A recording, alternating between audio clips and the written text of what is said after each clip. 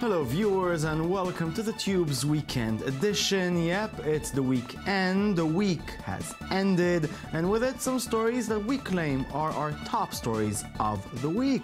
Time to revisit them, let's do it. With me in the studio are Yaron Tenbrink, editor-in-chief at the Tube, and Gabi Tartakovsky, I24 News correspondent. How was your week? Pretty good, pretty good. And yours, Yaron? Very bad, very bad. Very bad. It was a catastrophic week for tech. We have some very bad news, and you know, it influences me. Okay, we're going to talk about some of them very soon. This week we learned that Israeli NGO Shurat Hadin, known for representing terror victims against Arab organizations, is recruiting Israeli participants in a class action lawsuit against Facebook for incitement and encouragement of violence against Israelis. The organization is calling on Israelis to join the lawsuit. More than 20,000 people have already signed. Shurat Hadin claims a significant characteristic of the current terror wave is the incitement on the social media, most notably on Facebook. But can it bring down the social media giant? Here's a video of Shurat Hadin explaining their goals. These killers can act only because they are backed by organizations, banks, and even terror-supporting states that give them money, weapons, training, and shelter. Those financial channels must be blocked. Those organizations must be fought. Those states and their leaders must be accused and condemned. In court. That is exactly what the Israel Law Center does, blocking funding channels that use the Arab Bank, the Bank of China, and European banks, forcing Iran to forfeit a building in New York City, stopping the second Mavi Marmara flotilla, prosecuting Khaled Mashal, head of the political wing of the Hamas terrorist organization, pursuing Salah al-Arori, responsible for kidnapping 3 boys in the summer of 2014. Okay, so Gabi, for people outside the Israeli context, shortly, who are Shurat Hadin? Shurat Hadin is composed of Israeli lawyers and prosecutors with a definitive right-wing agenda in which they file lawsuits not only within the realm of the Israeli-Palestinian conflict, but with terror victims throughout the world. And they did achieve some success with millions of dollars in compensation, suing not only personalities, but also states and those who allegedly fund or in any kind of cooperation with what they deem as terror organizations. What's like one of their biggest win stories? They had a few major cases in East Asia, and specifically when it comes to, for instance, American citizens who were traveling overseas and were victims of a terror attack, they make sure that they get a compensation even without the help of the US administration per se. Okay, and now they're suing Facebook. Yes, now with specific context to the Israeli-Palestinian conflict, I would say that Shurat Hadin is not really an NGO 100% because they follow the message directly from Israeli Prime Minister Benjamin Netanyahu, who just 2 weeks ago said that this terror wave is basically Bin Laden meets Zuckerberg, and the Israeli right wing has a tendency every once in a while to take a stab at Zuckerberg and suggest that he's a self-hating Jew, whether because of his personal life and his marriage, whether because he is allegedly oblivious to the hate speech that is going on all across Facebook. But I would say that this classroom is ridiculous because the Israeli security service, like any other security service in the world, is actually thanking Zuckerberg on a daily basis because Facebook is a bonanza of valuable intelligence, and people in Israel and overseas are being questioned, detained, and arrested following their social media posts, specifically on Facebook. Now, you can argue whether these arrests are in accordance to law or morality, but they do take place. So the Israeli Security Service enjoys the access of Facebook activity by Palestinian activists, sympathizers, and so on. But some would also argue that it's better to lay off some steam through the social network than go and take a bullet in the street. Yeah, but you know, no matter what side you are on the political map, sometimes you see things on Facebook and you say to yourself, it is not possible that this is legal to actually write it down. What can Facebook do about free speech and its limits, Yaron? I think Facebook is doing a very, very bad job limiting hate speech. I mean, we see it on the Israeli side of Facebook, where actually the right-wing supporters are bashing the left wing with really strong words that I cannot repeat, but basically calling to kill them and rape them, and we're seeing a kind of a civil war going on with the violence coming mostly from one side, and Facebook is doing absolutely nothing about that, and it is doing absolutely nothing about hate groups, and it is doing very little about racism on Facebook. It's not regulating. By an agenda, though? Yeah, I think they just don't want to deal with it, because the moment they start dealing with it, they have to take a stance and make a stance. They have to be the judge of what can be said, what can't be said. That's a very hard place to be in, and they will have to actually employ thousands of people all over the world doing just and only that. They are incapable of it, and that's why Facebook is a very dangerous tool at the moment, because it's not regulated in any way, and it's really inciting violence. You can't argue with that. Okay, got it. Thank you. That was fascinating. We're moving on. Obviously, we'll update you on this lawsuit if anything interesting happens there, but we're moving on. This week, we saw how fragile the web really is. The U.S. Senate has passed CISA, a new cybersecurity law which basically annihilates the people's right to online privacy. The European Parliament, on the other hand, voted in favor of controversial net neutrality regulations.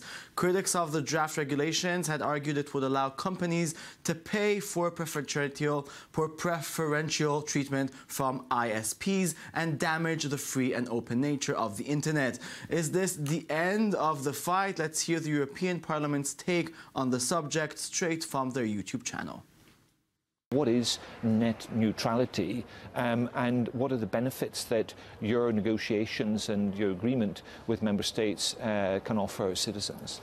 What it's about is that you have to guarantee that any consumer, any user can have non-discriminatory access to internet. Equal access. Exactly, equal access, and that they can, use whatever kind of equipment they want to use, that all kind of services can be, offered in the open internet, and so on, so on, so on. So at the same time, the managing of the traffic. Okay, so I think the big question here is, can the internet as we know it survive this government-sponsored attack? To answer shortly, no. I think the powers that be have decided to rein the internet in, and they're doing just that. We're seeing all across the Western world now laws being passed that are very similar to laws that have been already passed in China, Russia, Turkey, and also technological measurements are being taken to regulate the web in a way that kind of breaks it. Russia, China, Turkey don't have the same internet that we have, and very soon we're going to see other countries having their own kind of version of the internet with the, let's say, extra topping of the loss of net neutrality, which Europe has really we have to say something about that, because the vote that took place in the EU, you just read the law, which has like hundreds of different bylaws under it, and it's insane. Nobody had an idea what they're voting on, and they voted, basically they thought they were voting to erase roaming fees. Roaming fees is what happens when you take your smartphone from one country to the other. You pay a lot for that, and they want to take it off. That sounds great, doesn't it? But under that law, so many amazing things happen. Like some of them good. Like actually, according to the new law, Britain can no longer continue to operate its porn filter. So that's out of the window. But on the other hand, net neutrality, which the EU supports, was voted against, which means now in Europe, companies can charge you extra for some services like, let's say, YouTube or Netflix. And that's the basics of net neutrality. That's the very core of net neutrality, of not having a different internet for rich people and poor people and big companies and small companies. That's going to change in Europe rapidly now when this law came in. And in the States as well, you know, the CISA law, we haven't heard much about it, but it's the fifth attempt in 3 years to kind of circumvent the internet and create this kind of cooperation between big corporations and the government to share information about users without the users knowing it. Now, that's a very bad thing, of course, for the users. And we're seeing the users getting hit from all directions. The media is doing, including us, is doing a very poor job reporting it because it's very complex. And we're going to wake up like 5 years from now, 10 years from now with a completely different internet, which will be less free, more expensive, and not for everyone. Lovely. Yeah. Thank you. Thank you. This week we learned you can watch the NBA games in virtual reality, or at least try to, as the NBA launched an official app that will let you sit courtside on some of its games. Who else is into virtual reality these days? U2. The band launched something they call the Experience Bus. Fans were invited to board the bus, wear virtual reality goggles, and immerse themselves in a U2 performance of some crappy U2 songs. Who else is very happy about VR experiences? Why, Samsung and their Gear VR, of course. Check their deliciously non-realistic promo. You simply insert the Galaxy Note 4 into place and put it on. Then select Milk VR and get ready to be amazed.